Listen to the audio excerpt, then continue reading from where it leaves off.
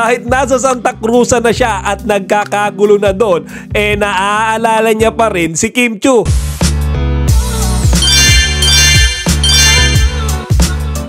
Magandang araw mga kachika! Rigel po ulit ang inyong Chika Patrol. Bago tayo magsimula mga kachika, inaanyayahan ko muna kayong mag-subscribe dito sa ating munting channel para palagi kayong updated sa mga latest at nagtitrending na mga showbiz balita. Marami ang naiinggit ngayon sa mga taga Malabon City.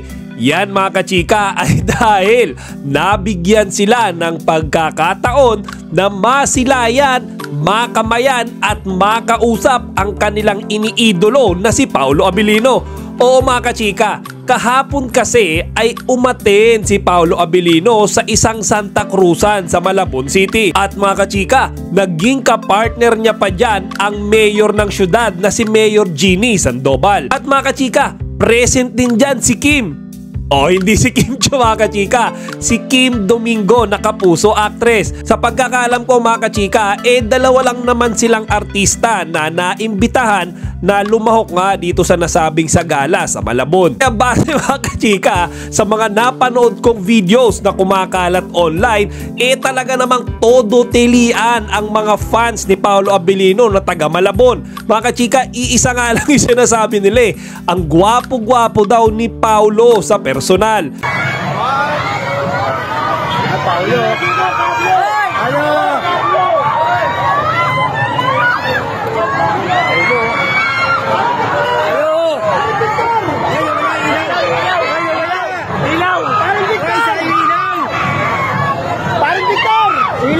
Parang Victor! Buksan yung ilaw! Victor! Parang Victor! Parang Victor! Ako bahala kay Alex! Ako bahala kay Alex!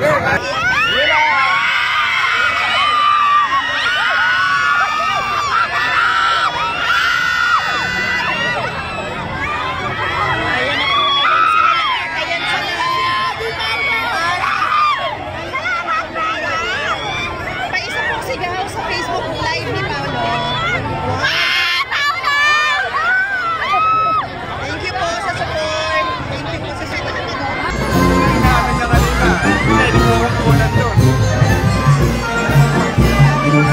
Sa katunayan mga kachika, meron ding post si Paolo sa kanyang official Facebook page kung saan nagpapasalamat siya sa Malabon sa mainit na pagtanggap sa kanya. Actually para sa akin mga kachika, hindi lang mainit yung pag-welcome sa kanya kasi talagang pinagkaguluhan siya doon. Kumbaga dinumog siya at kinuyog ng napakaraming mga tao. Kami rin yung natutuwa mga kachika kasi si Paolo daw hindi suplado sa personal. Kumbaga palabati daw siya, 'di ba? Nakikita natin siya sa TV na madalas tahimik lang, hindi siya palakibo, pero sa personal pala mga kachika, talagang napakagalang at napakabait niya. Kumbaga social person pala siya, hindi naman siya yung suplado. Meron pa nga tayong video rin mga kachika na naispatan kung saan binibiro pa ni Paolo ang isang fan mga kachika.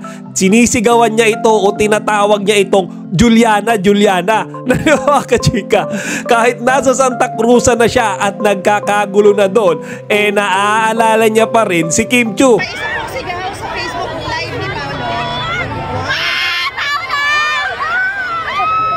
Thank you po sa support. Thank you po sa support.